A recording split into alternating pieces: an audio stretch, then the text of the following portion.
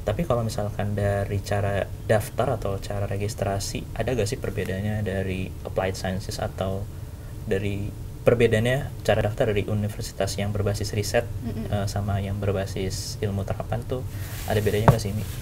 Kalau perbedaan sebetulnya secara langkah enggak ya step-stepnya. Cuman memang ada satu perbedaannya itu adalah mayoritas research university itu tidak semua bisa langsung menerima lulusan SMA dari Indonesia. Oke. Itu sih bedanya. Nah, karena perbedaan itulah biasanya mereka ada additional requirement gitu. Contohnya harus ambil foundation year atau 1 tahun kuliah either itu di universitas di Indonesia yang terakreditasi atau University of Applied Science di Belanda gitu. Jadi sebetulnya kuliah di Applied Science itu bisa dijadikan untuk ini ya, misalnya kita memang udah ada rencana pengennya ke research university sebenarnya.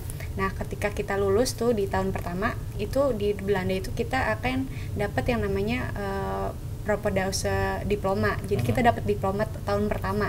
Nah, itu bisa digunakan sebagai requirement untuk mendaftar ke research university gitu. Oke. Berarti nggak ada bedanya berarti ya? Kalau secara general sih semua yang dibutuhin pasti academic documents itu udah pasti. Terus hasil skor kemampuan bahasa Inggris ya.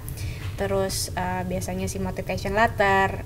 Di luar itu sih tergantung dari programnya, bisa aja dimintakan CV atau portfolio. Mungkin kalau bidang-bidang seperti desain gitu ya, pasti mereka akan minta itu. Tapi yang membedakan juga adalah untuk academic documents tergantung nih kurikulumnya nasional atau kurikulum internasional. Oke. Itu yang kalau internasional berarti jauh lebih mudah dong untuk melakukan penyataan di sana.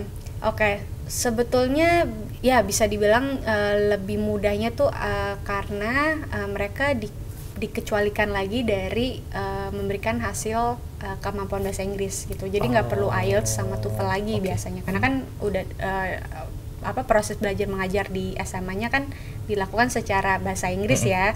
Dan memang sudah either itu kurikulum dari Cambridge atau IB gitu kan. Nah, itu tergantung dari situ. Kalau misalnya memang lulusan itu biasanya universitas di Belanda tidak perlu lagi meminta IELTS atau TOEFL gitu.